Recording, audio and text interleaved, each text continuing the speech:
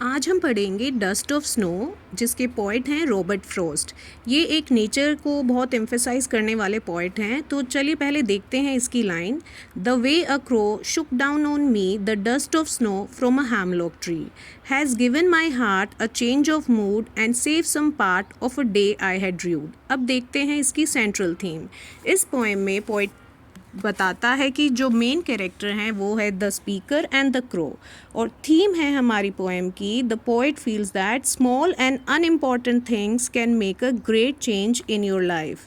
तो central idea जो poem का है, जिसमें स्पीकर बताता है कि नेचर के पास अगर हमारा एनकाउंटर नेचर से है तो नेचर के पास ऐसी चीज़ें हैं जो हमें फोकस कराती हैं पॉजिटिव और नेगेटिव चीज़ों पे।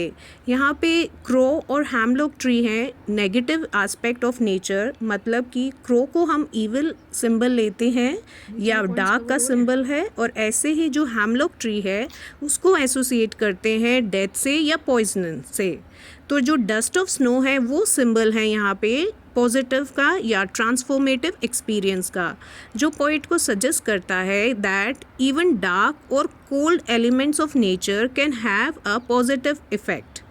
यहाँ पे स्पीकर कहता है कि there is a change in the mood stating that the snow has given my heart a change of mood. This shows that कि स्पीकर का जो पर्सपेक्टिव है वो शिफ्ट हो गया है, चेंज हो गया है due to the power of nature. तो नेचर के पास ऐसी पावर है जो ह्यूमन की इमोशंस को ऑल्टर कर सकती है, चेंज कर सकती है। यहाँ पे स्पीकर का पर्सपेक्टिव है कि अगर स्मॉल इवेंट्स हैं, अगर कुछ ऐसे इवेंट्स हैं जो आपकी लाइफ को स्पॉइल कर सकते हैं, तो वैसे ही कुछ इवेंट्स ऐसे स्मॉल इवेंट्स हैं जो आपकी लाइफ को या आपके डे के पार्ट को सेव कर सकते हैं।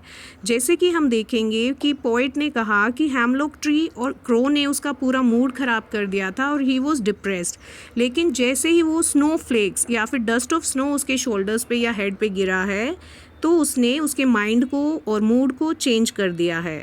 तो पोएम जो कंक्लूड होती है वो हमें बताती है कि we should have gratitude, suggesting that कि minor event can have significant and positive impact on one's outlook on life. तो it is better to focus on good moments rather than complaining about the sad things in life. अगर हम बात करें तो 3 चीज़ें इसमें main है, speaker, crow और change of mood. Change of mood आया स्नो की वजह से, और सिंबल हमारे पास क्या है कि नेचर से अगर ह्यूमन इंटरेक्ट करता है या कम्युनिकेट करता है तो उसका सिग्निफिकेंट होता है, वो पॉजिटिव और नेगेटिव इम्पैक्ट दोनों डाल सकते हैं। और नेचर के पास हीलिंग पावर है जो हमारे ह्यूमन इमोशंस को ऑल्टर कर सकता है। अब देखते हैं इसमें यूज़ होने वाले पोएटिक डिवाइसेस। पहले बात कर लेते हैं राइमिंग स्कीम की। इसमें राइमिंग स्कीम है A B A B. A B का मतलब है जैसे फर्स्ट लाइन है उसका लास्ट वर्ड है क्रो और सेकंड लाइन है उसका लास्ट वर्ड है मी, तो इनमें कोई कनेक्शन नहीं है। तो ए फर्स्ट लाइन के लिए और बी सेकंड लाइन के लिए। फिर थर्ड लाइन है स्नो, तो स्नो राइम कर रहा है क्रो के साथ, तो ए बी ए।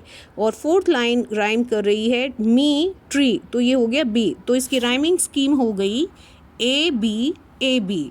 अब देखते हैं इसके पोएटिक डिवाइस। देखिए इसमें बहुत सारे पोएटिक डिवाइसेस यूज़ हुए हैं। एजोनेंस होता है रिपीटिशन ऑफ वोवल साउंड।